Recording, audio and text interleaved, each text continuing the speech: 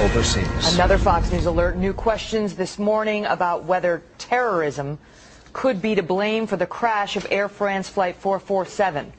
News reports just out say that days before Sunday's air tragedy, Air France received a phoned-in bomb threat for a similar flight.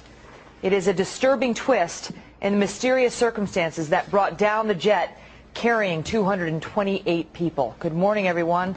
On that note, we begin here on a Wednesday. I'm Megyn Kelly in America's Newsroom. And good morning, I'm Bill Hemmer. The flight reportedly threatened heading from Buenos Aires, Argentina to Paris on Wednesday, May 27th. That was 4 days before the fateful flight left on Sunday night of this past weekend. It was delayed 90 minutes last Wednesday while police searched for the plane for explosives. Eventually cleared for takeoff, no problem. Right now, there is no conclusive evidence about what caused that flight to plunge 35,000 feet into the depths and the darkness of the Atlantic Ocean. Former FBI investigator, terrorism analyst Bill Daley, my guest in New York. And Bill, good morning to you. Bill. How do we determine whether or not this was indeed a bomb? Well, Bill, obviously the wreckage is the most significant piece of evidence that needs to be looked at. If we go back to what happened during TWA 800 off the coast of Long Island, at first everyone thought terrorism just because of the circumstances, very similar.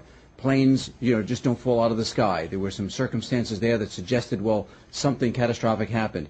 After a laborious effort, the FBI, local police, investigators put together the wreckage, and through some tests, they were actually able to test fragments of the seats and the carpeting to see if there were any residue of explosives.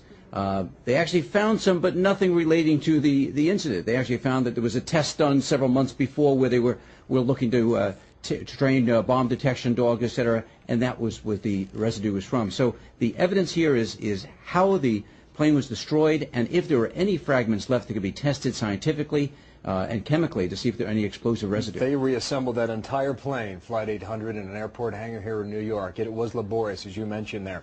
The depths of the ocean, 23,000 feet. If you can't find and recover the black boxes, can you determine what happened?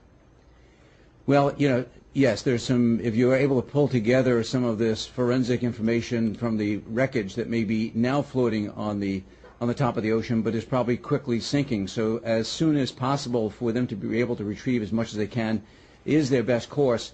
The black boxes, and from what we understand, there are two of them. They have responders in them that will have batteries sending out signals for up to 30 days. But as you pointed out, Bill, these are very, very deep and will require some special equipment, probably special equipment, if not from the French Navy, then maybe even borrow from the U.S. as well, because of the very, very deep nature of this. By the way, the floating debris field is spread out in two different areas, 35 miles apart. It tells me the plane may have split in half before it hit the water. And Bill, that's exactly right. It does sound like, from that description, something happened above the water as opposed to when it hit the water, and I think to your point. Fair point.